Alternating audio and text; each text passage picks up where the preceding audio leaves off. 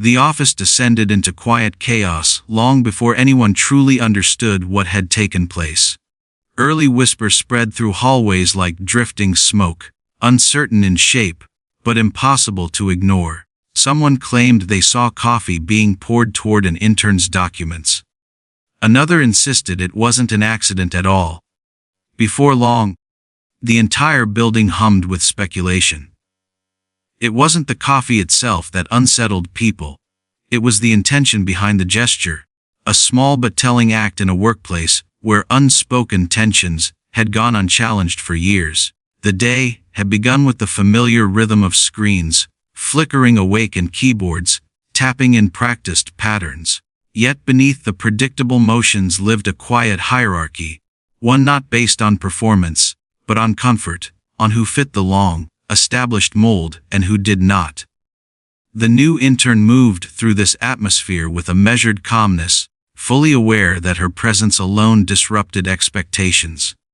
As a young black woman in a department lacking diversity, she carried the extra weight of proving herself before her work was even read. Still, she arrived each day prepared, composed, and focused. Her past experiences had shaped her into someone who could navigate difficult environments with grace. She had learned how to stay steady in spaces where subtle judgments were disguised as professionalism. Few knew the truth. Her internship came through a partnership with a major investor, dedicated to supporting underrepresented talent. She didn't rely on that connection. If anything, it motivated her to work even harder, determined to build her reputation on merit. The department she joined was driven by pressure, tight deadlines, high stakes, and a culture where intensity was often mistaken for excellence. Some employees thrived in this atmosphere, adopting a sharpness they believed essential for success. Others learned to move quietly around certain personalities, especially around the senior staff member, whose influence had gone unchallenged for years. He carried himself as if the department functioned because of him, not beside him. His authority depended less on skill and more on habit. From the moment the intern arrived, he watched her with a level of scrutiny that bordered on suspicion. Her efficiency, intelligence, and poise cut through a structure he had grown accustomed to controlling. Each time she solved a problem quickly or presented work more polished than he expected, it chipped away at the comfort he had long mistaken for security. To him, she wasn't simply an intern, she was a quiet disruption. He responded with subtle resistance. Tasks that should have involved her disappeared onto other desks. Emails relevant to her role somehow skipped her inbox. When she contributed ideas, he brushed them aside as if they were common knowledge. Others in the department copied his behavior without thinking. Not out of dislike, but because following his lead felt easier than questioning it. What the department didn't realize was that leadership had been observing the culture closely. Complaints about subtle exclusion, dismissiveness, and unbalanced dynamics had been circulating for months. The intern's thoughtful reflections provided clarity, not from a place of blame, but from a desire to improve the environment. Leadership saw her as a key voice in understanding what had gone unspoken. The turning point arrived during a midday gathering held in a conference space filled with documents and monitoring screens. People shuffled around the table, reviewing notes, adjusting laptops, and preparing for a discussion that would set the tone for an upcoming project cycle. The senior staff member stood near the center, his coffee cup in hand like a symbol of his authority. The intern, as usual, arrived with neatly prepared briefing materials, carefully researched, well organized, and essential to the agenda. Her presence drew his irritation instantly. The morning had not gone his way. Several of his earlier oversights had been quietly corrected by her.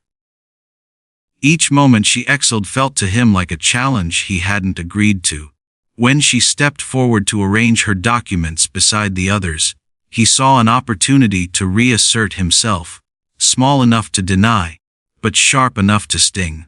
With a subtle motion that seemed casual to the untrained eye, He tilted his cup just enough to allow a thin trickle of coffee to spill across the edge of her papers. It wasn't dramatic, it wasn't loud, but it was intentional. A quiet statement disguised as clumsiness. A gesture meant to interrupt her, to unsettle her, to diminish her presence in the room. A wave of silence rippled outward. Several employees turned away instinctively, unsure how to react. Others exchanged brief, uneasy glances, the kind that acknowledged a line had been crossed, but also reflected the fear of naming it. The intern looked down at her dampened pages, taking in the damage with a calm steadiness that surprised even those who admired her. She didn't recoil or show frustration. She simply gathered her documents with deliberate care, her grace becoming the most powerful response she could offer. He expected embarrassment. Instead, she gave him composure. What he never noticed was the executive who had slipped into the room moments before. This executive was directly involved in the internship partnership and had been evaluating the department's culture firsthand. They saw everything. The tilt of the cup, the dismissive glance, the silent discomfort of the room, and the quiet dignity with which the intern handled the moment. It confirmed what leadership had long suspected. This wasn't about coffee. It was about a pattern. Within the hour, the intern was called into a private meeting. Not for reprimand, but for recognition. Her work had consistently demonstrated excellence, and her ability to navigate challenges with professionalism had earned leadership's deep respect. The incident didn't create her opportunity. It simply accelerated a decision that had been building for weeks. She was promoted into a role that allowed her influence, her insight, and her integrity to shape the department moving forward. The senior staff member was summoned next. For the first time in years, he faced scrutiny he couldn't deflect. The authority he relied on dissolved under the weight of accountability. Leadership addressed not just the coffee incident, but the long pattern that preceded it. The department watched as the shift unfolded, understanding that the change was overdue. By the end of the day, the atmosphere felt different. Not louder, not brighter, just clearer. A workplace that had ignored subtle harm had finally been forced to confront it. The intern didn't celebrate publicly.